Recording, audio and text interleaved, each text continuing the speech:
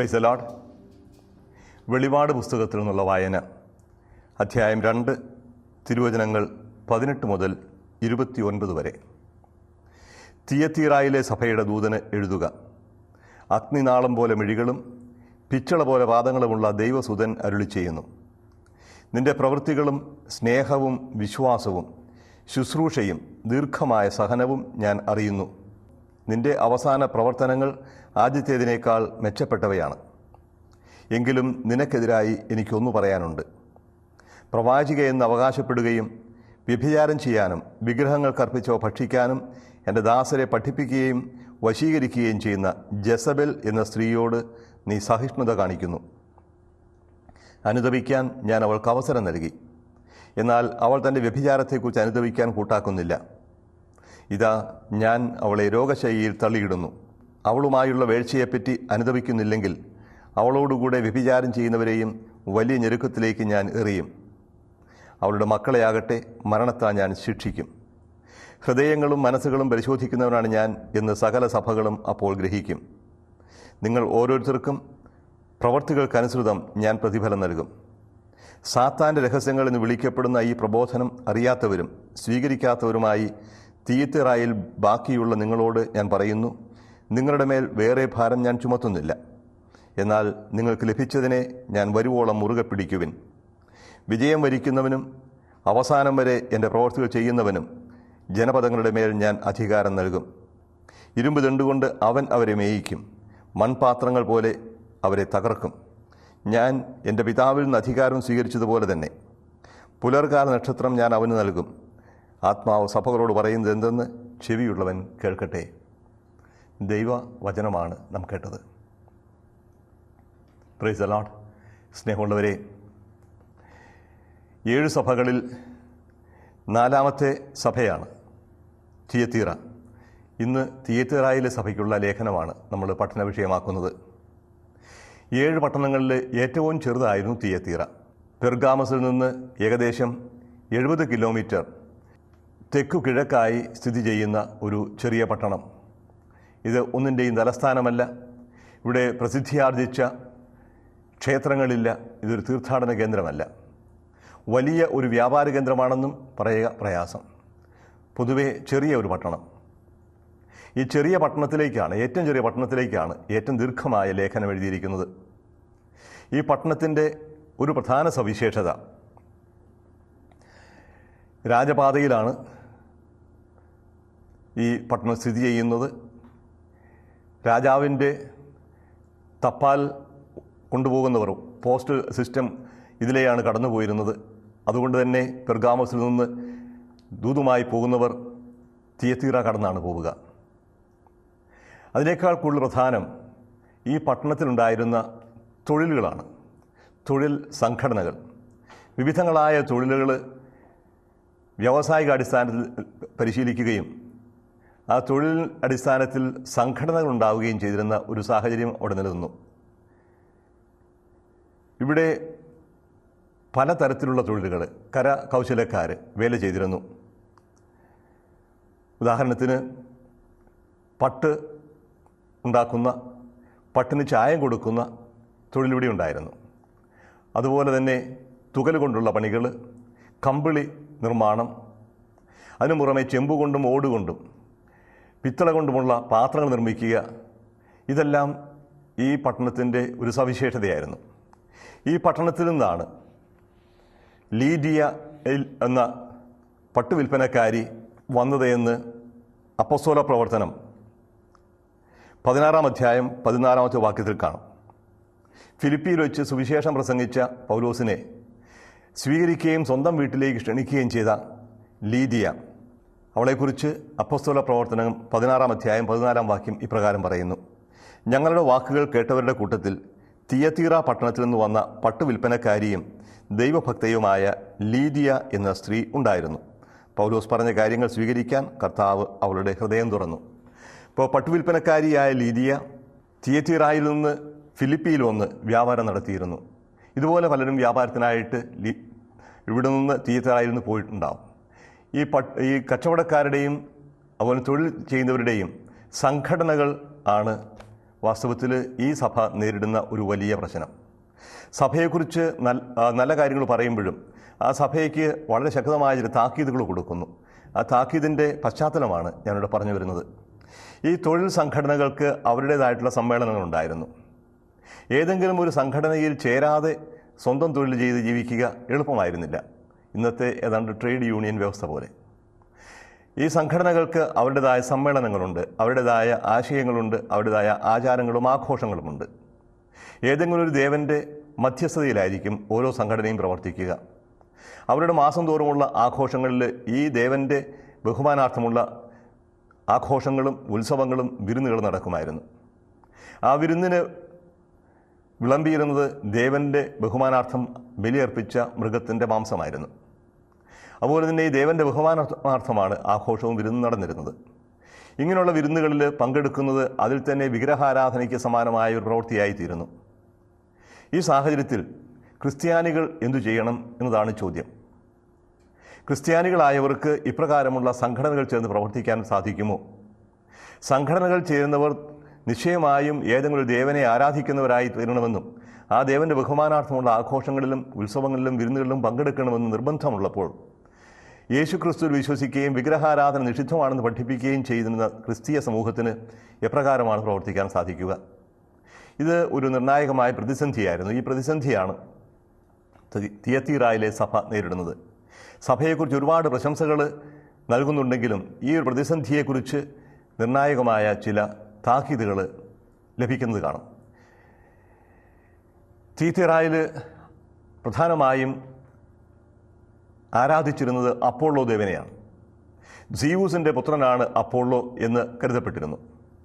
Apollo സൂര്യദേവനുമാണ്. അവസാനം Roman ചക്രവർത്തി അപ്പോളോയുടെ ആരാധകനാകുക മാത്രമല്ല അപ്പോളോയുടെ അവതാരമായി പരിഗണിക്കപ്പെടുകയും ചെയ്തു. അപ്പോൾ അപ്പോളോ ദേവനുള്ള ആരാധനയും റോമ ചക്രവർത്തിക്കുള്ള ആരാധനയും ഒന്നുപോലെ പരിഗണിക്കപ്പെടാൻ തുടങ്ങി. ഈ സാഹചര്യത്തിൽ തിയത്തീറായിലുള്ള ക്രൈസ്തവരും അപ്പോളോ ദേവനെയും റോമ ചക്രവർത്തിയെയും ആരാധിക്കാൻ നിർബന്ധിതരായിത്തീരുന്നു, പ്രത്യേകിച്ചും ഇപ്രകാരമുള്ള സംഘടനകളിൽ പങ്കുചേരുന്നവർ. ഈ പശ്ചാത്തലം മനസ്സിൽ വെച്ചുകൊണ്ട് നമുക്ക് ലേഖനം വായിക്കാം. തിയത്തീറായിലെ സഭയുടെ ദൂതന് എഴുതുക. എല്ലാ ലേഖനങ്ങളിലും ഉള്ളതുപോലെ ആദ്യത്തെ കൽപ്പന എഴുതാനുള്ള കൽപ്പന. അഗ്നിനാളം പോലെ മിഴികളും പിച്ചള പോലെ ഉള്ള പാദങ്ങളും ഉള്ള ദേവസുതൻ അരുളി ചെയ്യുന്നു. അഗ്നിനാളവും പിച്ചളയും ഈ ചെമ്പ്, ഇരുമ്പ്, പിത്തള, ഓട് മുതലായവ കൊണ്ട് പാത്രങ്ങൾ നിർമ്മിക്കുന്ന പട്ടണത്തിൽ വളരെ പ്രസക്തമാണ്. അഗ്നിനാളം പോലുള്ള മിഴികൾ, പിച്ചള പോലുള്ള പാദങ്ങൾ. അഗ്നിനാളം പോലുള്ള മിഴികൾ ആഴത്തിൽ കാണുന്നവയാണ്. അത് ആദ്യത്തെ ദർശനത്തിൽ നിന്നെടുത്താണ്. രണ്ട് വിശേഷണങ്ങൾ നമുക്കറിയാം. തൻ്റെ അനുവാചകരുടെ, തൻ്റെ വിശ്വാസികളുടെ ഹൃദയങ്ങളെ പരിശോധിക്കുന്നവനാണ് അഗ്നിനാളം പോലെ ഉള്ള മിഴികൾ ഉള്ളവൻ. എല്ലാം കാണുന്നവൻ, എല്ലാം അറിയുന്നവൻ. അതുപോലെ പിച്ചള പോലുള്ള പാദങ്ങളുള്ളവൻ ഉറപ്പുള്ളവനാണ്. അവൻ ഏത് സ്ഥലത്തും ഓടിയെത്താൻ കഴിവുള്ളവനുമാണ്. ആരാണിത്? ദൈവസുതൻ, ദൈവപുത്രൻ എന്നാണ് പറയുക. വെളിപാട് പുസ്തകത്തിൽ ഒരിക്കൽ മാത്രം ഉപയോഗിക്കുന്നതാണ് ഈ ഒരു വിശേഷണം, യേശുവിനെ ദൈവപുത്രനായി വിശേഷിപ്പിക്കുക. ഈ വിശേഷണത്തിൻ്റെ പശ്ചാത്തലം കൂടി ഓർക്കണം. പ്രത്യേകിച്ചും തിയത്തീറായിലെ സഭയിലേക്ക് എഴുതുമ്പോൾ ദൈവസുതൻ എന്ന് പറയുന്നതിൻ്റെ പ്രത്യേകത. കാരണം അപ്പോളോയെ ആരാധിക്കുകയും അപ്പോളോയെ ദേവാധിദേവനായ സീവൂസിൻ്റെ മകനായി കരുതുകയും ചെയ്തിരുന്ന സമൂഹത്തോടാണ് പറയുക. യഥാർത്ഥത്തിൽ ദൈവപുത്രൻ അപ്പോളോ അല്ല, യേശുക്രിസ്തുവാണ്. യേശുക്രിസ്തുവാണ് ദൈവത്തിൻ്റെ അവതാരം, യേശുക്രിസ്തുവാണ് ദൈവത്തിൻ്റെ പുത്രൻ. അപ്പോളോയോ റോമൻ ചക്രവർത്തിയോ ദൈവപുത്രനാണെന്ന് പറയുന്നത് വെറും നുണയാണ്. അപ്പോൾ ഇങ്ങനെ ആരംഭത്തിൽ തന്നെ ഒരു വിവാദത്തിൻ്റെ ശൈലിയിലാണ് ആരംഭിക്കുക. ദൈവസുതൻ അരുളി ചെയ്യുന്നു. എന്താണ് ദൈവപുത്രൻ്റെ വാക്കുകൾ? നിൻ്റെ പ്രവൃത്തികൾ എന്തൊക്കെയാണ് പ്രത്യേകം പറയും. സ്നേഹം, വിശ്വാസം, ശുശ്രൂഷ, ദീർഘമായ സഹനം. 4 കാര്യങ്ങളാണ് പറയുക. ആഗപ്പേ, സ്നേഹം, നിസ്വാർത്ഥമായ സ്നേഹമാണ്. അതൊരു വികാരത്തിനും അപ്പുറത്തുള്ള ദൈവികമായ സ്നേഹമാണ്. എനിക്കെന്ത് കിട്ടുമെന്ന് വിചാരിക്കാതെ പൂർണ്ണമായി ദാനം ചെയ്യുന്ന സ്നേഹം. അപ്പോൾ യേശു ആവശ്യപ്പെടുന്നു, ഞാൻ നിങ്ങൾക്കൊരു പുതിയ പ്രമാണം നൽകുന്നു, ഞാൻ നിങ്ങളെ സ്നേഹിച്ചതുപോലെ നിങ്ങളും പരസ്പരം സ്നേഹിക്കണം എന്ന് പറയുന്ന ആ ആഗപ്പേ ഈ സമൂഹത്തിലുണ്ട്. സ്നേഹിക്കുന്ന സമൂഹമാണ്. സ്നേഹം അത് വിശ്വാസത്തിലും ശുശ്രൂഷയിലും പ്രകടമാവുന്നതാണ്. യേശുവിനോടുള്ള വിശ്വാസം, സഹോദരനോടുള്ള വിശ്വാസം, ദൈവത്തിലുള്ള വിശ്വാസം സംരക്ഷിക്കുന്ന സമൂഹമാണ്. അപ്പോൾ സ്നേഹവും വിശ്വാസവുമുള്ള സമൂഹം, പിന്നെന്താണ് അവർക്ക് പ്രശ്നം? തന്നെയുമല്ല, ദീർഘമായ ക്ഷമയുണ്ട്. ഹിപ്പോമോനെ എന്ന് പറയും. ഹിപ്പോമോനെ എന്ന് പറഞ്ഞാൽ എല്ലാ ക്ലേശങ്ങളുടെ മധ്യത്തിലും വിശ്വാസം നഷ്ടപ്പെടുത്താതെ പിടിച്ചു നിൽക്കുന്നവർ, ദീർഘമായി ക്ഷമിക്കുന്നവർ, ദീർഘശാന്തതയും ക്ഷമയുമുള്ളവർ, ഏത് പീഡനങ്ങൾ കൊണ്ടും തകരാതെ പിടിച്ചു നിൽക്കുന്ന ഒരു സമൂഹമാണ് തിയത്തീരായിലെ സഭ. അവസാനം, ദീർഘമായ സഹനവും ഞാൻ അറിയുന്നു. ശുശ്രൂഷയും ദീർഘമായ സഹനവും ഞാൻ അറിയുന്നു. സ്നേഹം, വിശ്വാസം, ശുശ്രൂഷ, ദിയാക്കുണിയ എന്ന് പറയും. ദിയാക്കുണിയ ശുശ്രൂഷ സഹോദരങ്ങൾക്ക് വേണ്ടി ചെയ്യുന്ന സേവനമാണ്. നമുക്കറിയാം സഭയിലെ ശുശ്രൂഷയുടെ വിവിധ ഘടകങ്ങൾ ഇപ്രകാരമാണ് കടന്നു വന്നതെന്ന്.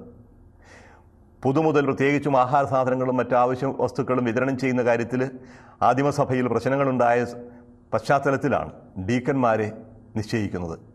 ദിയാക്കുണിയ എന്ന ശുശ്രൂഷ ആരംഭിക്കുന്നത് സഭയുടെ സാമൂഹികമായ ശുശ്രൂഷയ്ക്ക് വേണ്ടിയിട്ട് ആയിരുന്നു. അത് ദൈവത്തിലുള്ള വിശ്വാസവും ദൈവസ്നേഹവും പ്രാവർത്തികമാകുന്ന ശുശ്രൂഷയിലൂടെയാണ്, ആവശ്യമുള്ളവർക്ക് സഹായം ചെയ്തു കൊടുക്കുന്ന ശുശ്രൂഷയിലൂടെ. ഇങ്ങനെ എല്ലാ കാര്യത്തിലും മികച്ചു നിൽക്കുന്ന ഒരു സഭയാണ് തിയത്തീരായിലേത്. ഒന്നുകൂടി പറയുന്നുണ്ട്, നിൻ്റെ അവസാനത്തെ പ്രവർത്തനങ്ങൾ ആദ്യത്തേതിനേക്കാൾ മെച്ചപ്പെട്ടവയാണ് എന്ന് പറഞ്ഞാൽ ഒന്നിനൊന്ന് മെച്ചപ്പെട്ട വിശ്വാസവും പ്രവർത്തനങ്ങളുമാണ് ഈ സഭയിലുള്ളത്. അടിക്കടി ഉയർന്നുകൊണ്ടിരിക്കുന്ന ശുശ്രൂഷാക്രമം, എല്ലാത്തിലും മികവുറ്റ ഒരു സഭാ സമൂഹം. ഇത്രയും കാര്യങ്ങൾ വളരെ പ്രോത്സാഹജനകമാണ്, പ്രശംസാർഹമാണ്. ഇതൊക്കെയാണെങ്കിലും അഗ്നിനാളം പോലെ മിഴികളുള്ളവൻ ചില കുറവുകൾ ഈ സഭയിൽ കാണുന്നുണ്ട്. എന്താണത്? എങ്കിലും നിനക്കെതിരായി എനിക്ക് ഒന്ന് പറയാനുണ്ട്. ഇത്രയും വിശുദ്ധമായ, ഇത്രയും സേവന സന്നദ്ധമായ സഭയ്ക്കെതിരെ എന്താണ് കർത്താവിന് പറയാനുള്ളത്? പ്രവാചിക എന്ന് അവകാശപ്പെടുകയും വ്യഭിചാരം ചെയ്യാനും വിഗ്രഹങ്ങൾക്ക് അർപ്പിച്ചവ ഭക്ഷിക്കാനും എൻ്റെ ദാസരെ പഠിപ്പിക്കുകയും വശീകരിക്കുകയും ചെയ്യുന്ന ജെസബൽ എന്ന സ്ത്രീയോട് നീ സഹിഷ്ണുത കാണിക്കുന്നു. ഇതാണ് പ്രശ്നം. ആരാണ് ഈ ജെസബൽ എന്ന സ്ത്രീ? ഇതൊരു പ്രതീകമായിട്ടാണ് പൊതുവെ വ്യാഖ്യാതാക്കൾ കരുതുന്നത്. ഏതെങ്കിലും പ്രത്യേക സ്ത്രീ എന്നതിനേക്കാൾ കൂടുതൽ ജെസബൽ എന്ന സ്ത്രീ ഒരു പ്രത്യയശാസ്ത്രമോ പ്രത്യേക ആശയമോ പ്രത്യേക ചിന്താരീതിയോ ആണെന്ന് പൊതുവെ കരുതപ്പെടുന്നു. ജെസബലിന് പ്രത്യേകതയുണ്ട്. ജെസബൽ നമുക്കറിയാം ബൈബിളിൻ്റെ ചരിത്രത്തിൽ വളരെയധികം പ്രാധാന്യമുള്ള ഒരു സ്ത്രീയാണ്. ആഹാബിൻ്റെ ഭാര്യ, ടൈർ രാജാവായ ഇത്തോബാലിൻ്റെ മകൾ. ആഹാബിൻ്റെ ഭാര്യയായി സമറിയായിലേക്ക് വന്ന ജെസബൽ, അവൾ ഇസ്രായേലിൻ്റെ വിശ്വാസം തന്നെ ഉടച്ചു വാർക്കാൻ ശ്രമിച്ച വ്യക്തിയാണ്. യാഹ്വേ വിശ്വാസികളെ തിരഞ്ഞുപിടിച്ച് വധിക്കുകയും ബാൽ വിശ്വാസം അടിച്ചേൽപ്പിക്കാൻ ശ്രമിക്കുകയും ചെയ്ത വ്യക്തി. രാജാക്കന്മാരുടെ 1-ാം പുസ്തകം 17 മുതലുള്ള അധ്യായങ്ങളിൽ അവളെക്കുറിച്ച് വിശദമായിട്ട് പറയുന്നുണ്ട്. യാഹ്വേ വിശ്വാസം തന്നെ ദേശത്തു നിന്ന് ഉന്മൂലനം ചെയ്യാനായിട്ട് ശ്രമിച്ച ജെസബൽ അവളുമായി ഏറ്റുമുട്ടിയാണ് അവസാനം വലിയ പ്രവാചകനായ ഏലിയ തന്നെ ഭയന്ന് മരുഭൂമിയിലേക്ക് ഓടുകയും അവിടെ വെച്ച് മരിക്കണമെന്ന് ആഗ്രഹിക്കുകയും ചെയ്തത്. അനേകം പ്രവാചകന്മാരെ തിരഞ്ഞുപിടിച്ചു വധിച്ച സ്ത്രീയാണ് ജെസബൽ. ഈ ജെസബലിനെ ഇവിടെ കൊണ്ടുവരാനുള്ള കാരണം എന്താണ്? ജെസബൽ എന്ന പേര് ഏതെങ്കിലും വ്യക്തിയേക്കാൾ കൂടുതൽ ദൈവത്തെ നിഷേധിക്കുകയും സത്യദൈവത്തെ നിഷേധിക്കുകയും ആ സ്ഥാനത്ത് വിഗ്രഹങ്ങളെ ആരാധിക്കാൻ പ്രേരിപ്പിക്കുകയും ചെയ്യുന്ന ഒരു മനോഭാവത്തിൻ്റെ ചിന്താരീതിയുടെ പ്രതിഫലനമാണ് എന്ന് വേണം കരുതാൻ. എന്താണ് ഇവൾ ആവശ്യപ്പെടുന്നത്? പ്രവാചിക എന്ന് അവകാശപ്പെടുന്നു. പ്രവാചിക ദൈവത്തിൻ്റെ വചനം പ്രഘോഷിക്കുന്ന ആളാണ്. ഞങ്ങൾ പറയുന്നതാണ് ദൈവത്തിൻ്റെ ഹിതം ആധികാരികമായി അവതരിപ്പിക്കുന്നവളാണ് എന്ന് അവകാശപ്പെടുന്നു ഈ ജെസബൽ. അത് ഇതുവരെ പഠിച്ചതിൽ നിന്ന് വിരുദ്ധമായിട്ട്, ക്രിസ്തുവിൻ്റെ അപ്പോസ്തലന്മാർ പഠിപ്പിച്ചതിന് വിരുദ്ധമായിട്ടുള്ള പ്രബോധനങ്ങൾ പ്രവാചിക എന്ന് അവകാശപ്പെട്ടുകൊണ്ട് ഒരു തെറ്റായ പ്രബോധനം പ്രചരിപ്പിക്കുന്ന ഒരു പ്രത്യേക ശാസ്ത്രം, ഒരു പ്രത്യേക ശൈലി ഇവിടെ കൊണ്ടുവരുന്നു. പ്രവാചി എന്ന് അവകാശപ്പെടുന്നു. തുടർന്ന് 2 കാര്യങ്ങൾ: വ്യഭിചാരം ചെയ്യാനും വിഗ്രഹങ്ങൾക്ക് അർപ്പിച്ചോ ഭക്ഷിക്കാനും എൻ്റെ ദാസരെ പഠിപ്പിക്കുന്നു. ഇത് നമ്മൾ നേരത്തെ കണ്ടു കഴിഞ്ഞതാണ്. വിഗ്രഹാരാധനയും വ്യഭിചാരവും ഒരുമിച്ച് പോകുന്നതായിട്ട്. വ്യഭിചാരം എന്ന് തന്നെ സത്യദൈവത്തിൽ നിന്ന് അകന്നു പോകുന്നതിനാണ് കണക്കാക്കുന്നത് എന്ന് കരുതാൻ സാധിക്കും. അഥവാ ഒരുപക്ഷെ ഉത്സവങ്ങളുമായി ബന്ധപ്പെട്ട കുത്തഴിഞ്ഞ ജീവിതത്തെ സൂചിപ്പിക്കുന്നതുമാകാം. പ്രത്യേകിച്ചും വിരുന്നുകളൊക്കെ റോമൻ ശൈലിയിലുണ്ടായിരുന്ന വിരുന്നുകൾ പലപ്പോഴും ദീർഘമായി പ്രഭാതം വരേക്ക് നീളുകയും വലിയ ധാർമ്മികമായ ഉത്തരവാദിത്വമൊന്നുമില്ലാത്ത രീതിയിൽ തങ്ങൾക്ക് തോന്നിയ വിധത്തിൽ ആഘോഷിക്കുകയും അവിടെ വ്യഭിചാരം നടക്കുകയും ഒക്കെ ചെയ്യുന്ന സാഹചര്യങ്ങൾ പല വിരുന്നുകളുടെയും പശ്ചാത്തലത്തിൽ ഉണ്ടായിരുന്നു. ഒരുപക്ഷെ ഇതായിരിക്കും അവിടെ സൂചിപ്പിക്കുക. അല്ലെങ്കിൽ സത്യദൈവത്തെ നിഷേധിക്കുന്നതിന് വേണ്ടി, വിഗ്രഹങ്ങളെ ആരാധിക്കുന്നതിന് വേണ്ടി സത്യദൈവത്തെ നിഷേധിക്കുന്ന സാഹചര്യവുമാകാം. വിഗ്രഹങ്ങൾക്കർപ്പിച്ചവ ഭക്ഷിക്കാൻ, ഇത് നമ്മൾ വിശദമായി കണ്ടു കഴിഞ്ഞതാണ്. വിഗ്രഹങ്ങൾക്കർപ്പിച്ചവ ഭക്ഷിക്കുക. ഇവിടെ പ്രത്യേകിച്ചും ഈ സംഘടനകളുടെ, തൊഴിൽ സംഘടനകളുടെ പശ്ചാത്തലത്തിൽ വിഗ്രഹങ്ങൾക്കർപ്പിച്ചവ ഭക്ഷിക്കുന്നത് കൂടുതൽ പ്രസക്തമായിത്തീരുന്നു, പ്രധാനമായിത്തീരുന്നു. ആരംഭത്തിൽ സൂചിപ്പിച്ചതുപോലെ ഈ സംഘടനകളുടെ ആഘോഷങ്ങളിൽ വിരുന്നുകളുണ്ടാകും. വിരുന്നുകളിൽ വിളമ്പുന്നത് വിഗ്രഹങ്ങൾക്കർപ്പിച്ച മൃഗത്തിൻ്റെ മാംസമായിരിക്കും. അതുകൊണ്ട് ഈ മാംസം ഭക്ഷിക്കാൻ വിരുന്നിൽ പങ്കെടുക്കുന്നവരെല്ലാം നിർബന്ധിതരാകുന്നു. അപ്പോൾ ഇവിടെ ക്രിസ്ത്യാനികൾക്ക് ഇപ്രകാരമുള്ള വിരുന്നിൽ പങ്കെടുക്കാൻ സാധിക്കുമോ? പങ്കെടുക്കുന്നത് തെറ്റാണ് എന്നാണ് ഇവിടെ കർത്താവ് പറയുക വിശുദ്ധ ഗ്രന്ഥകാരനിലൂടെ. വ്യഭിചാരം ചെയ്യാനും വിഗ്രഹങ്ങൾക്ക് അർപ്പിച്ചവ ഭക്ഷിക്കാനും എൻ്റെ ദാസരെ പഠിപ്പിക്കുകയും പഠിപ്പിക്കുക മാത്രമല്ല വശീകരിക്കുകയും ചെയ്യുന്നു. ഇതിനോട് എതിർത്തു നിൽക്കുന്നത് പ്രയാസമാകും. കാരണം ഒരു തൊഴിൽ സംഘടനയിൽ ചേരാതെ തൊഴിൽ ചെയ്യുക ഈ പട്ടണത്തിൽ പ്രായേണ അസാധ്യമായിരുന്നു. ഇന്നും ഉണ്ടല്ലോ ഇതുപോലുള്ള തൊഴിൽ സംഘടനകൾ. ഏതെങ്കിലും സംഘടനയുടെ ഭാഗമാകാതെ തൊഴിൽ ചെയ്യുക വളരെ പ്രയാസമായി തീർന്ന സാഹചര്യം നമ്മുടെ നാട്ടിലുമുണ്ട്. പല പട്ടണങ്ങളിലും ഏതെങ്കിലും തൊഴിൽ സംഘടനയുടെ ഭാഗമല്ലാതെ ഒരു തൊഴിലും ചെയ്യാൻ പറ്റാത്ത ഒരവസ്ഥാ വിശേഷം സംജാതമായിട്ടുണ്ട്. ഇനി ഈ തൊഴിൽ സംഘടനകളുടെ നിയമസംഹിതകളിൽ ദൈവനിഷേധം ഒരു പ്രധാന ഘടകമായി എഴുതി ചേർക്കുമെന്ന് വിചാരിക്കുക. ഈ തൊഴിൽ സംഘടനയിൽ ചേരുന്നവർ തന്നെ ദൈവത്തെ തള്ളിപ്പറയാൻ നിർബന്ധിതരാകുന്നു. അങ്ങനെയുള്ളവർക്ക് മാത്രമേ ഈ സംഘടനയിൽ പങ്കെടുക്കാൻ സാധിക്കൂ എന്ന് വരുന്നു. അങ്ങനൊരു സാഹചര്യം ഉണ്ടാകുന്നു എന്ന് സങ്കല്പിക്കുക. അതുപോലെ മാസം തോറും ദൈവനിഷേധത്തെ ഊട്ടിയുറപ്പിക്കുന്ന രീതിയിലുള്ള വിശ്വാസ പ്രതിജ്ഞകളും അതുപോലെ തന്നെ സമ്മേളനങ്ങളും നടക്കുന്ന സാഹചര്യത്തിലാണെങ്കിൽ ഇന്നും ഈ പ്രശ്നം വളരെ പ്രസക്തമാണ്. സംഘടനയിൽ ചേരാതെ സമൂഹ ജീവിതം അസാധ്യമാകുന്നു, തൊഴിൽ ചെയ്യാൻ സാധിക്കുന്നില്ല. സംഘടനയിൽ ചേർന്നാൽ ക്രിസ്തീയ വിശ്വാസം തള്ളിപ്പറയാൻ നിർബന്ധിതരാകുന്നു. ഈ സാഹചര്യത്തിൽ എന്താണ് ചെയ്യേണ്ടത്? ഇങ്ങനെ ഉണ്ടാകുന്ന സാഹചര്യത്തിൽ ഒരു കോംപ്രമൈസ്, ഒരു വിട്ടുവീഴ്ച മനോഭാവത്തിലേക്ക് ക്രിസ്ത്യാനികൾ കടന്നു വരുന്നു. ഇതാണ് തിയത്തീറായിലെ സഭയുടെ പ്രശ്നം. പുറമേ നോക്കുമ്പോൾ എല്ലാം ഭദ്രമാണ്. അവിടെ സ്നേഹമുണ്ട്, വിശ്വാസമുണ്ട്, അവിടെ സഹനമുണ്ട്, അവിടെ ശുശ്രൂഷയുണ്ട്. എന്നാലും ഉള്ളിൻ്റെ ഉള്ളിൽ കാതൽ കാർന്നു തിന്നുന്ന ഏതോ ഒരു മാരകമായ രോഗം ബാധിച്ചതുപോലെയാണ് വിഗ്രഹാരാധന. യേശുവിനോടൊപ്പം വിഗ്രഹത്തെയും അപ്പോളോയെയും ആരാധിക്കാം എന്ന ഒരു നിലപാട്, സാത്താനെയും ദൈവത്തെയും ഒരുമിച്ച് ആരാധിക്കാനും പ്രീതിപ്പെടുത്താനും ശ്രമിക്കുന്ന തെറ്റായ മനോഭാവം, ഇതാണ് തിയത്തീറായുടെ സഭയ്ക്കുള്ളത്. ഇനി എന്താണ് ഇതിനുള്ള പ്രതികരണം? ആ സ്ത്രീയോട് നീ സഹിഷ്ണുത കാണിക്കുന്നു, ഇതാണ് സഭയ്ക്കുള്ള ആരോപണം. ഇതിനെ അംഗീകരിക്കുന്നു, അതിന് വിട്ടുവീഴ്ച നിൽക്കുന്നു, ആ ആശയങ്ങൾ സ്വീകരിക്കാൻ നിൻ്റെ മക്കളെ അനുവദിക്കുന്നു. ഇനി അനുതപിക്കാൻ ഞാൻ അവൾക്ക് അവസരം നൽകി, എന്നാൽ അവൾ തൻ്റെ വ്യഭിചാരത്തെക്കുറിച്ച് അനുതപിക്കാൻ കൂട്ടാക്കുന്നില്ല. അനുതപിക്കുക ചെയ്ത് തെറ്റാണെന്ന് ഏറ്റുപറയലാണ് ആദ്യം. തെറ്റാണെന്ന് ഏറ്റുപറയുക, തെറ്റാണെങ്കിൽ തിരുത്തുക, വഴിമാറുക. മെത്താനോയിയ എന്ന പദമാണ് ഇവിടെ ഉപയോഗിക്കുന്നത്. ഇവിടെ 3 തവണ, 2 വാക്യത്തിനിടയ്ക്ക് 3 തവണ അനുതപിക്കുക എന്ന പദം ഉപയോഗിക്കുന്നുണ്ട്. ഈ സഭയ്ക്ക് ആവശ്യം അനുതാപമാണ്. ചെയ്തു പോയ തെറ്റിനെക്കുറിച്ച് വ്യക്തമായ അവബോധമുണ്ടാകണം. ചെയ്തുകൊണ്ടിരിക്കുന്ന തെറ്റായ പ്രവൃത്തിയാണെന്ന് മനസ്സിലാക്കണം. ആ തെറ്റാണെങ്കിൽ അത് തിരുത്താനുള്ള സന്മനസ്സും നിശ്ചയദാർഢ്യവും ഉണ്ടാവണം. അനുതപിക്കാൻ ഞാൻ അവൾക്ക് അവസരം നൽകി, എന്നാൽ അവൾ തൻ്റെ വ്യഭിചാരത്തെക്കുറിച്ച് അനുതപിക്കാൻ കൂട്ടാക്കുന്നില്ല. ഇതാ ഞാൻ ഇപ്പോൾ അവളെ രോഗശയ്യയിൽ തള്ളിയിടുന്നു. രോഗശയ്യയിലേക്ക് തള്ളിയിടുക, ഇത് മാരകമായ രോഗം ബാധിക്കുന്നതാവാം, അതല്ലെങ്കിൽ പാതാളത്തിലേക്ക് തള്ളിയിടുന്നതുമാകാം. യേശയ്യാ പ്രവാചകൻ്റെ പുസ്തകം 14-ാമത്തെ അധ്യായം 11-ാമത്തെ വാക്യത്തിൽ നിന്റെ പ്രതാപവും വാദ്യഘോഷവും പാതാളത്തിലേക്ക് താഴ്ത്തപ്പെട്ടിരിക്കുന്നു. കീടങ്ങളാണ് നിന്റെ കിടക്ക, പുഴുക്കളാണ് നിന്റെ പുതപ്പ്. ഇങ്ങനെ മരിച്ച് പാതാളത്തിലേക്ക് തള്ളപ്പെടും എന്ന ഒരു സൂചനയാണ് ഇവിടെ കിട്ടുക. അനുതപിക്കുന്നില്ലെങ്കിൽ വരുന്നത് മാരകമായ ശിക്ഷയായിരിക്കും, വധശിക്ഷയായിരിക്കും. അത് നിത്യമായ നാശത്തിന് കാരണമായി തീരുകയും ചെയ്യും. അനുതപിക്കാൻ അവസരം കൊടുത്തു, അനുതപിക്കാൻ കൂട്ടാക്കുന്നില്ല. അനുതപിക്കുന്നില്ലെങ്കിൽ അവളെ മാത്രമല്ല, അവളോടുകൂടി വ്യഭിചാരം ചെയ്യുന്നവരെയും വലിയ ഞെരുക്കത്തിലേക്ക് ഞാൻ എറിയും. വലിയ പീഡനങ്ങളും ക്ലേശങ്ങളും ശിക്ഷയും ഉണ്ടാകും. അപ്പോൾ ഇത് വലിയ ഒരു താക്കീതാണ്. തുടർന്ന് അവളുടെ മക്കളെയാകട്ടെ മരണത്താൽ ഞാൻ ശിക്ഷിക്കും. ഹൃദയങ്ങളും മനസ്സുകളും പരിശോധിക്കുന്നവനാണ് ഞാൻ എന്ന് സകല സഭകളും അപ്പോൾ ഗ്രഹിക്കും. ഒരു വലിയ താക്കീതാണ് കൊടുക്കുക. ചെയ്തുകൊണ്ടിരിക്കുന്ന തെറ്റായ പ്രവൃത്തിയാണ്. ഇതിൽ നിന്ന് പിന്മാറിയില്ലെങ്കിൽ സർവനാശമായിരിക്കും ശിക്ഷയായി കിട്ടുക. നിങ്ങൾക്ക് ഓരോരുത്തർക്കും പ്രവൃത്തികൾക്കനുസൃതം ഞാൻ പ്രതിഫലം നൽകും.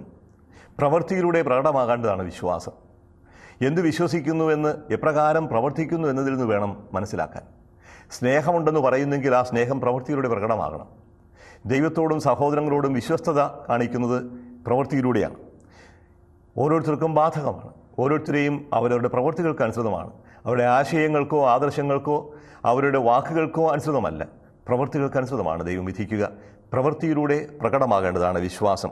സാത്താൻ്റെ രഹസ്യങ്ങൾ എന്ന് വിളിക്കപ്പെടുന്ന ഈ പ്രബോധനം അറിയാത്തവരും സ്വീകരിക്കാത്തവരുമായി തീയത്തീറായിൽ ബാക്കിയുള്ള നിങ്ങളോട് ഞാൻ പറയുന്നു, നിങ്ങളുടെ മേൽ വേറെ ഭാരം ഞാൻ ചുമത്തുന്നില്ല. സാത്താൻ്റെ രഹസ്യങ്ങൾ, സാത്താൻ്റെ ആഴങ്ങൾ എന്നാണ് ഒറിജിനലിൽ, ഗ്രീക്കിൽ. എന്താണ് ഈ സാത്താൻ്റെ ആഴങ്ങൾ അഥവാ രഹസ്യങ്ങൾ? ഇതിനെക്കുറിച്ച് രണ്ട് തരത്തിലുള്ള വ്യാഖ്യാനങ്ങൾ നിലവിലുണ്ട്. ഒന്ന്, സാത്താൻ്റെ ആഴങ്ങൾ എന്ന് പറഞ്ഞാൽ തിന്മയിൽ ഏറ്റവും കഴിയുന്നത്ര ആഴത്തിൽ ശരീരത്തെ മുഴുകുക, എല്ലാ തിന്മകളും അനുഭവിച്ചറിയുക, എന്നാലും ആത്മാവിനെ മനസ്സിനെ ഈ തിന്മയിൽ പെടാതെ കാത്തു സൂക്ഷിക്കുക. ശാരീരികമായ എല്ലാ വൈകൃതങ്ങളിലും ഏർപ്പെടുമ്പോഴും ആത്മാവിനെ ഉയർത്തി നിർത്താൻ സാധിക്കുമെന്നും അങ്ങനെ സാത്താൻ്റെ എല്ലാ കാര്യങ്ങളും അറിഞ്ഞ് അതിനെ പരാജയപ്പെടുത്താൻ സാധിക്കും എന്നും, തിന്മ അറിഞ്ഞാലേ തിന്മയെ തള്ളിപ്പറയാൻ സാധിക്കൂ എന്ന നന്മ തിന്മയുടെ അറിവ് എന്ന ഒരു സൂചനയാണ് ഒരു വിശദീകരണം. മറ്റൊന്ന് ജ്ഞാനം അഥവാ ഗ്നോസിസ് എന്ന് പറയുന്ന പാഷണ്ഡതയുടെ ഭാഗമായി കണക്കാക്കാം. വാസ്തവത്തിൽ ദൈവജ്ഞാനമല്ല, യഥാർത്ഥത്തിൽ അത് സാത്താൻ്റെ ജ്ഞാനമാണ് എന്ന സൂചന. സാത്താൻ്റെ ആഴങ്ങൾ എന്ന് വിളിക്കപ്പെടുന്ന ഈ പ്രബോധനം അറിയാത്തവരും സ്വീകരിക്കാത്തവരുമായി തീയത്തീറായിൽ ബാക്കിയുള്ള നിങ്ങളോട് ഞാൻ പറയുന്നു, നിങ്ങളുടെ മേൽ വേറെ ഭാരമൊന്നും ഞാൻ ചുമത്തുന്നില്ല. പിന്നെ എന്താണ് വേണ്ടത്? നിങ്ങൾക്ക് ലഭിച്ചതിനെ മുറുകെ പിടിക്കുക, ഞാൻ വരുവോളം. വിശ്വസ്തതയുണ്ടായിരിക്കുക, ഉറച്ചു നിൽക്കുക. വിശ്വാസം നഷ്ടപ്പെടുത്താതെ വിശ്വാസമനുസരിച്ചുള്ള പ്രവൃത്തിയിലൂടെ കർത്താവ് മടങ്ങി വരുന്നവരെ, അതായത് മരണം വരെ ഉറച്ചു നിൽക്കുക, മുറുകെ പിടിക്കുക. വിജയം വരിക്കുന്നവന്, അവസാനം വരെ എൻ്റെ പ്രവൃത്തികൾ ചെയ്യുന്നവന് ജനപദങ്ങളുടെ മേൽ ഞാൻ അധികാരം കൊടുക്കും. ദൈവരാജ്യത്തിൽ അംഗത്വമാണ് ഇവിടെ ഉദ്ദേശിക്കുക. രാജ്യത്വം, ദൈവത്തിൻ്റെ രാജ്യത്തിൽ അധികാരമുള്ളവരായിത്തീരും. നിങ്ങൾ സിംഹാസനങ്ങളിലിരുന്ന് ഇസ്രായേലിൻ്റെ ഗോത്രങ്ങളെ വിധിക്കും, ഭരിക്കും എന്ന് പറഞ്ഞതുപോലെ. ഇരുമ്പ് ദണ്ടുകൊണ്ട് അവൻ അവരെ മേയിക്കും. ഇടയൻ്റെ ദൗത്യത്തിൽ പങ്കുചേരുന്നതാണ്. ഇടയൻ്റെ വടി, ശത്രുക്കളെ അടിച്ചോടിക്കാനുള്ള ഇരുമ്പ് കെട്ടിയ വടി, അതാണ് ദണ്ടെന്ന് പറയുക. അപ്പോൾ വിശ്വസ്തരായിരിക്കുന്നവർ യേശുവിൻ്റെ രാജ്യത്വത്തിലും ദൈവരാജ്യത്തിലും പങ്കുചേരും. ഞാൻ എൻ്റെ പിതാവിൽ നിന്ന് അധികാരം സ്വീകരിച്ച പോലെ തന്നെ പുലർകാല നക്ഷത്രം ഞാൻ അവന് നൽകും. യേശു തന്നെയാണ് പുലർകാല നക്ഷത്രമെന്ന് വെളിപാട് പുസ്തകം 22-ാം അധ്യായം 16-ാമത്തെ വാക്യത്തിൽ കാണും. പുലർകാല നക്ഷത്രം, അന്ധകാരം അവസാനിക്കും, പ്രഭാതമാകും, ഒരിക്കലും അസ്തമിക്കാത്ത ദിവസം. ഇതാണ് വിശ്വസ്തർക്ക് അവിടുന്ന് വാഗ്ദാനം ചെയ്യുന്നത്. നമുക്കൊരു നിമിഷം പ്രാർത്ഥിക്കാം. കർത്താവായ യേശുവേ, അങ്ങയോട് പൂർണ്ണമായ വിശ്വസ്തത പാലിക്കാൻ, ജീവിതത്തിൽ അന്ധകാരത്തിന് അവിടുത്തെ പ്രകാശമായി കടന്നു വരുന്നത് മനസ്സിലാക്കാനുള്ള കൃപ ഞങ്ങൾക്ക് പ്രദാനം ചെയ്യണമേ. തെറ്റായ പ്രബോധനങ്ങൾ സ്വീകരിക്കാതെ, വിശ്വാസത്തിൽ മായം ചേർക്കാതെ, തെറ്റിനോട് വിട്ടുവീഴ്ച മനോഭാവത്തിൽ ഏർപ്പെടാതെ അങ്ങയോട് പൂർണ്ണമായ വിശ്വസ്തത പാലിക്കാനുള്ള കൃപ ഞങ്ങൾക്കെല്ലാവർക്കും പ്രദാനം ചെയ്യണമേ. പിതാവും പുത്രനും പരിശുദ്ധാത്മാവുമായ സർവേശ്വര, ആമേൻ.